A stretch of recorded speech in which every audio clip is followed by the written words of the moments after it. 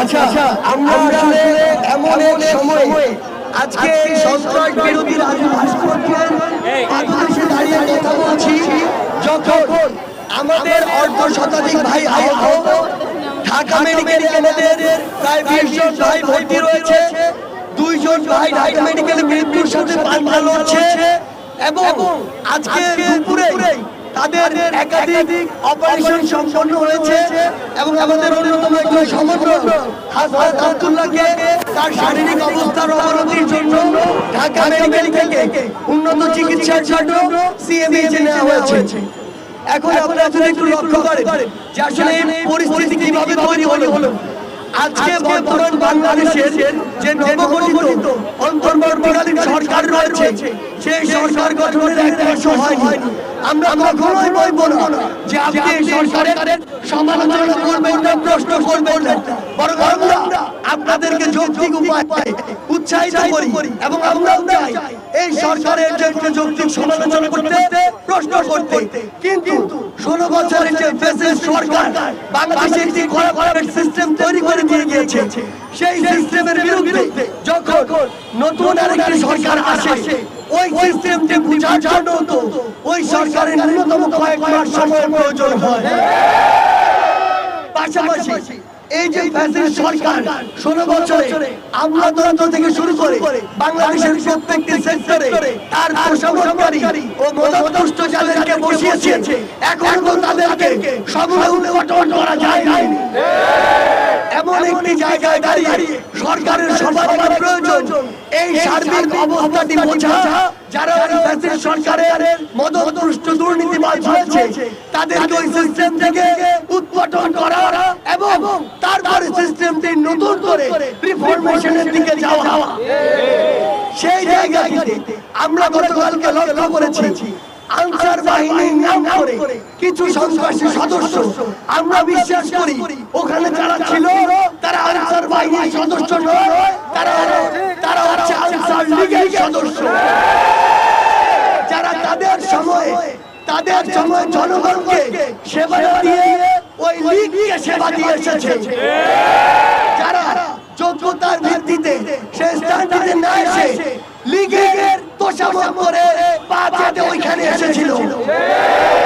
তারা গতকালকে সকালে যখন ওখানে আসে, আমাদের ছাত্র প্রতিনিধি যারা 2 জন অন্তর্বর্তীকালীন সরকারে রয়েছে, তারা মাননীয় স্বরাষ্ট্র উপদেষ্টা সহ অন্যান্য উপদেষ্টাদের সাথে ওই বিষয়ে কথা বলছিল, তাদের একাধিক আলোচনা হয়েছে।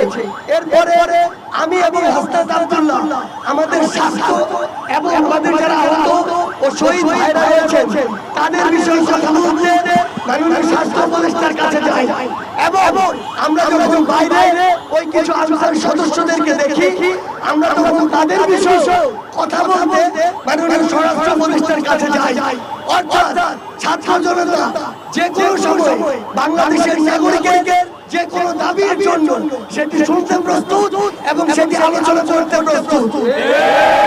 কিন্তু আমরা যখন তাদের একটি টিম সচিবালয়ের ভিতরে নিয়ে এসে সকলের সাথে কথা বলার ব্যবস্থা করলাম, দুপুরে আর কথা হয়েছে, সন্ধ্যায় আর কথা হয়েছে, তারা কনভিন্স হয় তাদের অধিকাংশ দাবি মেনে নেওয়া হয় এবং বাকি দাবিগুলোর জন্য যৌক্তিকতা বিবেচনায় কিছু সময় চাওয়া হয়। তারা কনভিন্স হয়ে যখন বাইরে কথা বলতে যায়, তখন সকলে নয়, ওইখানকার কতিপয় আনসার সদস্য তারা আগে মেনে নেয় না। অর্থাৎ তাদের উদ্দেশ্য ছিল দাবি মানা বা না মানার সাথে কিছু নয়, তাদের উদ্দেশ্য ছিল সচিবালয়কে অবরুদ্ধ করে দেশকে অবরুদ্ধ করার চেষ্টা করা।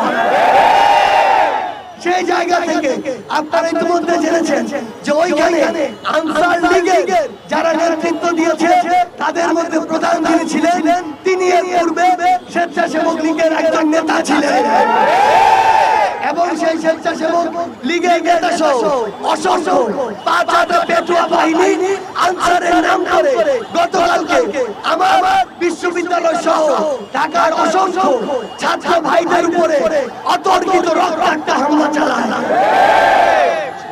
আমরা জেনেছি যে এর পূর্বে যিনি এই আনসারের ডিজি ছিলেন তিনি একজন আওয়ামী লীগের মদতপুষ্ট 5 ডিজি ছিলেন। আমরা আমাদের জায়গা থেকে স্পষ্ট করে বলতে চাই, ওই পাঁচটা ডিসিকে এই ছাত্রদের উপরে রক্তাক্ত হামলার জন্য অবশ্যই বিচারের আওতায় আনতে হবে। আমরা আমাদের জায়গা থেকে স্পষ্ট করে বলতে চাই যে ফ্যাসিবাদের দোসররা এখনো বাংলাদেশের বিভিন্ন জায়গায় বসে বিভিন্ন ষড়যন্ত্র এবং নীল নকশার চেষ্টা করছে, তাদেরকে দ্রুত খুঁজে বের করে ওই জায়গা থেকে উৎপাটন করতে হবে। আমাদের জায়গা থেকে স্পষ্ট বার্তা, আমরা কাউকে যোগ্য বা যৌক্তিক সমালোচনায় ছাড় দিব না। আমরা মাননীয় স্বরাষ্ট্র উপদেষ্টাকে বলতে চাই, আপনি আমাদেরকে বলুন 5 তারিখ চলে গিয়েছে, আজকে 26 তারিখ, এখনো পুলিশ কেন পুরো দমে মাঠে নেই? গতকালকে কেন ছাত্র জনতাকে যেতে হলো সচিবালয় প্রোটেকশন দেওয়ার জন্য? গতকালকে কিভাবে আনসার সদস্যরা আমার ছাত্র জনতার উপরে বুলেট নিক্ষেপ করলো? কিভাবে ওই আনসার সদস্য নামের আনসার লীগদের হাতে অবৈধ অস্ত্র গেল? আপনাদের খুঁজে বের করতে হবে তাদেরকে এই হামলা করার, বুলেট চালানোর অনুমতি কে দিয়েছে? আমাদের জায়গা থেকে স্পষ্ট বার্তা, অন্তর্বর্তীকালীন সরকারের কোন একজন উপদেষ্টা যদি তার দায়িত্ব পালনে নিজেকে যথেষ্ট যোগ্য এবং যতটুকু শ্রম দেওয়া প্রয়োজন ততটুকুর উপযুক্ত না মনে করে, তাহলে তার নিজে থেকে এর চেয়ে ভালো একজন অপশন খুঁজে দেওয়া উচিত। আমাদের জায়গা থেকে আমরা স্পষ্ট করে বলতে চাই, গতকালকে আমাদের ভাইদের উপরে যারা হামলা করেছে, আমাদের ভাইদেরকে যারা আঘাত করেছে, রক্তাক্ত করেছে, অতি দ্রুত সময়ের মধ্যে তাদেরকে বিচারের আওতায় আনতে হবে। যে সকল আনসার লীগের সদস্যরা গতকালকে চক্রান্তের সাথে জড়িত ছিল এবং গতকালকে এই যে প্রোগ্রামটি ছিল এটিকে একটি চক্রান্তে নিয়ে যাওয়ার জন্য যারা এখানে সক্রিয় অংশগ্রহণ করেছে, তাদেরকে এই সকল প্রকার আনসারের সুযোগ সুবিধা থেকে অব্যাহতি দিতে হবে। এবং সবশেষে আমরা এটি বলবো যে আমাদের জায়গা থেকে স্পষ্ট বার্তা, এই যে 16 বছরে ফ্যাসিস্ট একটি সরকারের মাধ্যমে ফ্যাসিস্ট একটি প্রশাসন গড়ে উঠেছে, সেই ফ্যাসিস্ট প্রশাসন থেকে আওয়ামী লীগের যত দালাল প্রশাসনকারী পাঁচটা রয়েছে, তাদেরকে ওই জায়গাগুলো থেকে বহিষ্কার করতে হবে।